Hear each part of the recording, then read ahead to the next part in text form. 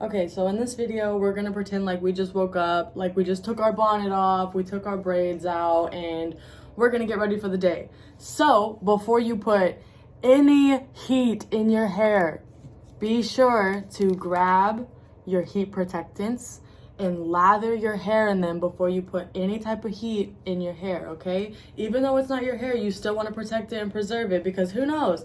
Maybe you want to resell it, maybe you want to, keep it around or whatever. Whatever your case may be, just take care of it, okay? This is what I'm going to show y'all. So, we're going to grab a little bit of this. My spray doesn't work, so whatever.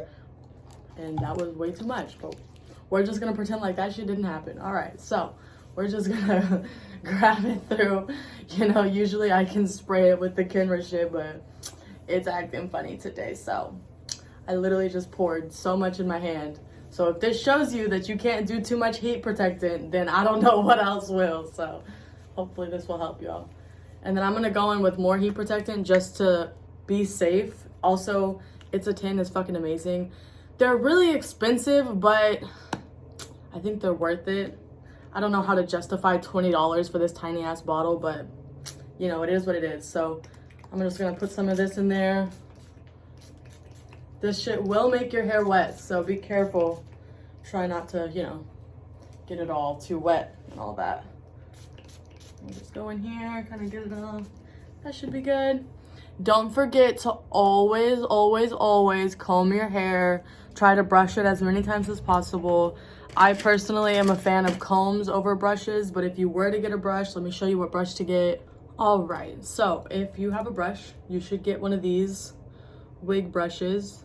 They are pretty good about not being invasive in the hair. I'll just use this for the purpose of the video, but I prefer to use combs because they don't pull as much.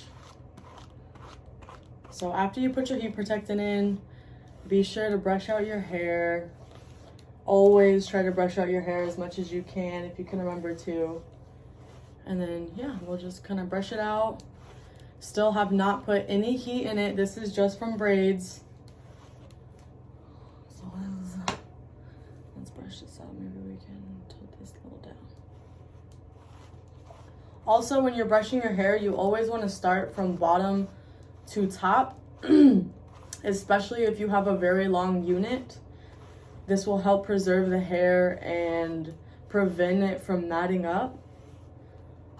It does take a little bit, but it's totally worth it if you want to make your hair last.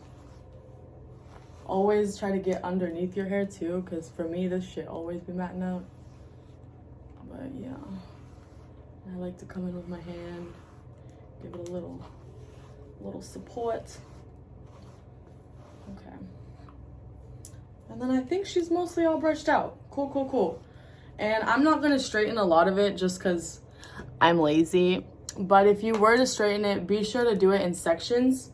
And what that means is, I'm just gonna split it in half. Which, if you learn new ways, please let me know, because I would love to also keep learning. I feel like with wigs, you're never gonna know everything. So basically, sections, little pieces of hair. You don't want to just take a straightener and then, your whole hair, because it's going to destroy it. And then these other pieces are going to get damaged a lot more because you're not necessarily focusing on one specific strand of hair, like one section. You're just focusing on kind of all of it. So you're kind of destroying more than you would have been if you would have done the sections, if that makes any sense, because it kind of doesn't. But yeah, let me know what else y'all have found out in your techniques, because I would also love to learn and keep learning, because you can never know everything in this wig industry, this wig game. So what I'm gonna do is I'm just gonna put up this section because that's really all I want to straighten. And even still, like, this isn't a lot of hair, but I'm still gonna come in and section it out and only do a little piece at a time. And then also, always make sure that your straighteners, all heat products, are under 9 or 400. They have to be under 400. So I have mine on 390. I prefer to use 380, 375. It usually gets the job done pretty fast. But always keep it under 400. And don't talk shit about my little raggedy ass straightener. I've had this hoe for like 10 years. So yeah, and then we'll grab this other strand, this other section. And honestly, I love being able to comb while I straighten it. It really does. It's a life changer. I feel like it makes your straightened parts that much more straight, like bone straight. And sometimes, you know, you'll get these weird little crimps. So we'll just go in here real thin, that top layer, you know.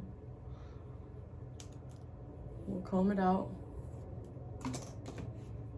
And then you want to put your straightener real gentle. Super gentle. So don't like pull your hair off, you know? Just super gentle. And usually it'll get off of it, get rid of it.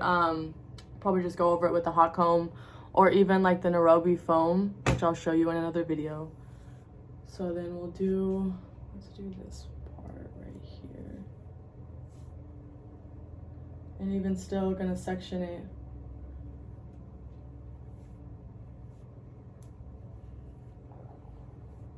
If I don't have a comb on deck, then I'll just use my fingers. But using your fingers will increase frizz, so you want to be careful with that.